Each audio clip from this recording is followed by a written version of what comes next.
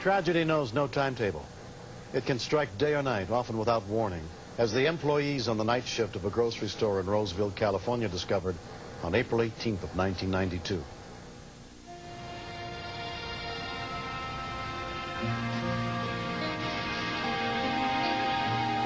Bel-Air shoppers, Bel-Air Market will be closing in 15 minutes. Thank you for shopping with us. Have a nice evening. The door over here. Market was due to close at midnight. Thanks a lot. See you later. Produce clerk Ched Graham was among the 14 employees working the night shift. When I finally finished in my department, it was just a couple minutes after midnight. Hey, Jessica, you ready to go home? They were all counting out the tills and getting things ready for the next day. Hi, Trish. Hey. How many texts do you have? 128. Pat Maldonado, the general clerk that night, decided to leave with me. Holiday time. Bye now. Hey, see where those two people were over in that section there? I thought it was never going to be out.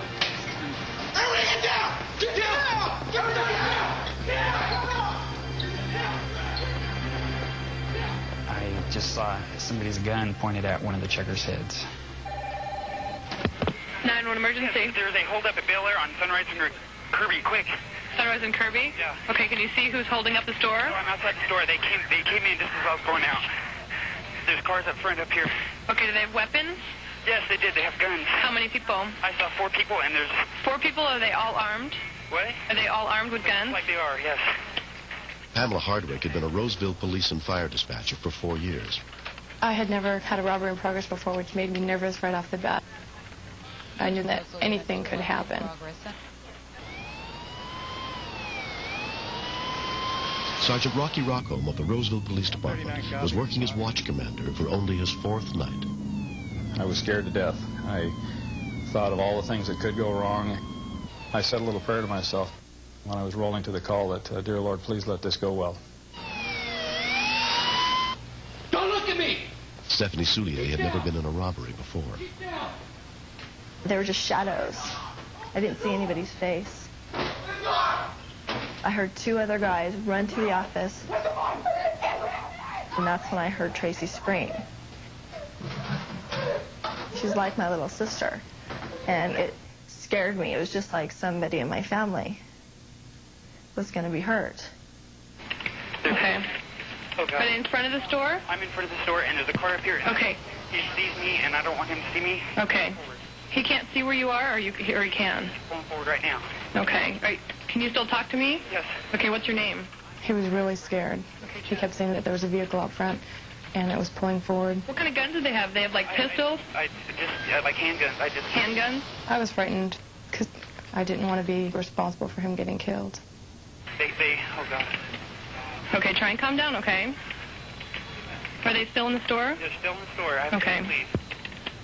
Come on, get up! Go on, move it! Come on! Come on! What part of the store are they in? The front of the store. Both doors, they're unlocked, but the police officer needs to pull them open by hand. Hang on for just a second. I was clueless to what was going on inside. You cannot hear a sound through that wall. It was frightening. It kind of hit me like, uh-oh. Somebody might be dead or shot in there. Hurry up! Open it! Hurry up! Hurry up! Open that kid! Bruce Hagler was the first officer to arrive. As I crossed the intersection, I shut off all my headlights. 42, I'll be around the RVs, in front of the RVs, looking into the Bel-Air. You don't want to frighten the suspects inside the store because there was a potential for hostages. Sorry, apparently the subject is still in the store. Yeah, from on the Kensington side already. None of us really knew how many suspects were inside.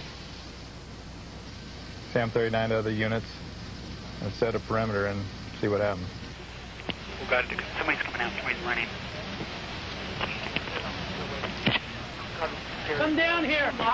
Okay, here's a cop. Okay, I see 2 cops at least. They're Okay. I'm talking to 911.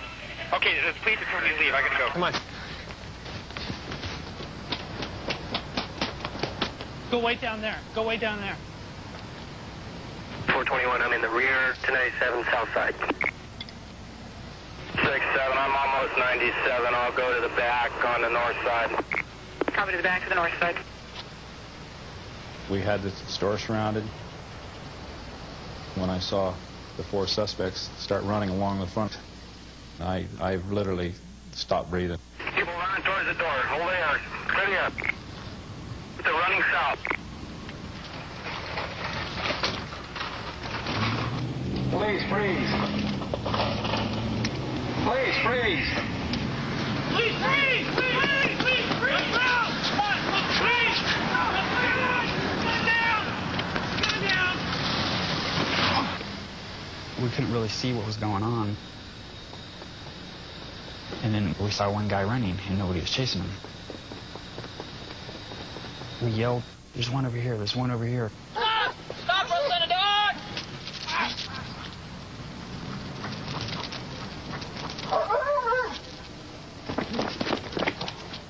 Hold still! Hold still! Hands out where I can see him! Okay, arms where I can see him. The canine handler, fortunately, stayed on that side of the building. Had he also been sucked around to the front with the rest of us, we may have lost that one suspect. But all of them were captured, and no one was hurt. It was just good police work. And I can't say enough about the officers that were involved in it. They used their gut instinct, and they did everything right. Correction, contact Lieutenant Shockwaller, advising we got 4 in custody. Copy. Although none of the employees was physically harmed, the ordeal was painful for all of them, but especially for head clerk Kenneth Pickard. I cooperated in every way with the guys, you know, to keep them from pulling the trigger. Every time they give an order, they had a gun in my face. There you go, there you go. The most frightening part was after I'd opened the safe and the leader put me down on the floor and he said count to 10. I pictured my wife and my unborn baby and the flash of red in the darkness. How about this subject here? When I came back to the store and I saw that everybody was okay, Ken looked at me and he goes, "You call 911?" I said, "Yes." And he was just so happy. He's all right on, man. He gave me a big high five right there. I really didn't think that it was, you know, it was too good to be true. It was a blessing. The 911 system really worked. The 4 suspects pleaded guilty to armed robbery. 3 of them were adults sentenced to jail. The 4th was a juvenile sentenced to a state youth facility.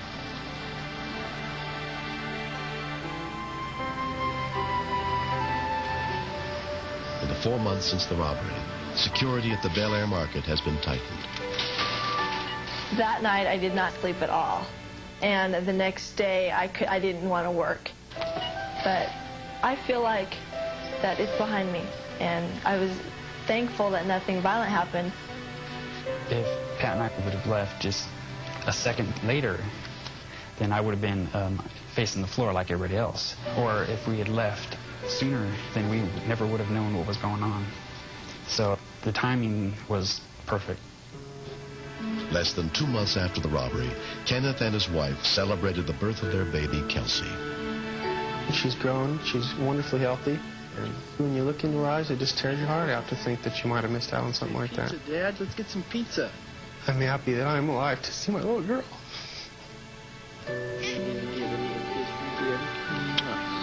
Just give me the burp action. Next.